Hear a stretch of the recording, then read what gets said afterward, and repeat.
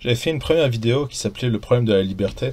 Et aujourd'hui, j'en fais une deuxième qui s'appelle le problème de la créativité. Parce que la créativité, c'est comme la liberté, c'est quelque chose dont tout le monde a une idée positive, mais ça a des sérieux problèmes et ça doit être aussi analysé de façon logique. Parce que c'est pas parce qu'on pense que quelque chose est bien que c'est forcément bien, il faut voir les faits. Donc être créatif, construire et concevoir des idées, des objets, cela peut paraître intéressant.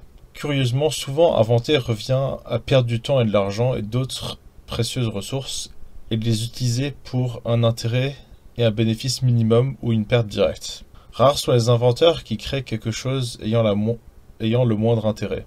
La créativité, en outre, c'est une compétence ou un talent qui est d'utilité faible. Il n'y a quasiment aucune occasion de recevoir l'entraînement nécessaire afin d'être rodé suffisamment pour être utile. Et ça se voit notamment chez les artistes. Très souvent, les artistes, au niveau de leur technique, c'est insuffisant pour vraiment vivre de leur art. Et c'est plus un hobby qu'un travail. Mais ça rejoint un peu le point sur la vérité. C'est la différence entre hobby et travail. C'est un clivage qui ici aussi on retrouve parce que très souvent la créativité c'est un hobby parce que dépendre sur la créativité, dépendre sur l'inspiration, c'est aléatoire, c'est pas consistant. Et dans la vie, on a besoin de résultats consistants. De plus, même un inventeur ayant créé une chose utile tire rarement le moindre bénéfice ou profit de son invention. Il y a nombre d'exemples. Tesla, qui crée le courant alternatif, qui n'est jamais payé par Edison. Rosalind Franklin, qui découvre la structure en double hélice de l'ADN et qui se fait voler par Watson et Crick. L'histoire est remplie d'inventions cooptées par d'autres. Par exemple, à l'université, très souvent, les enseignants, ils utilisent leurs élèves pour trouver des bons sujets, même faire de la bonne recherche, et puis ils les laissent s'en aller, et quelques années plus tard, ils ressortent le travail des élèves.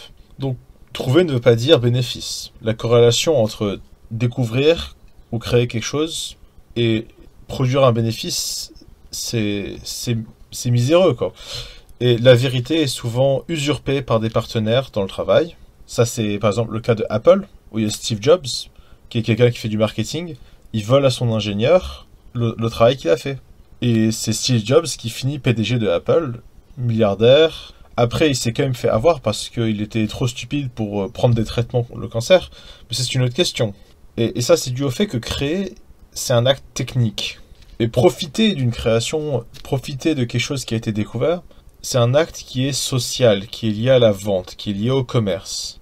Et ces deux tempéraments, le tempérament de la personne qui crée et le tempérament de la personne qui vend, c'est pas le même. C'est des tempéraments différents.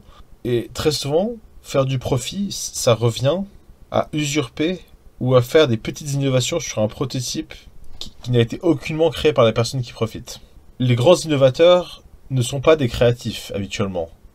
Ils cooptent une idée et les vendent sans même créditer le vrai créateur. Ça, c'est le moment où on arrive vraiment au problème. C'est que dans le système éducatif, on a tendance à dire que la créativité, c'est quelque chose qu'il faut développer chez les gens. Et c'est très traître, parce que dire que l'on mise sur sa créativité pour vivre, c'est vraiment, la vaste majorité du temps, s'inciter à choisir un chemin où l'on finira misérable. Il n'y a pas plus misérable que l'artiste qui a échoué dans sa vie.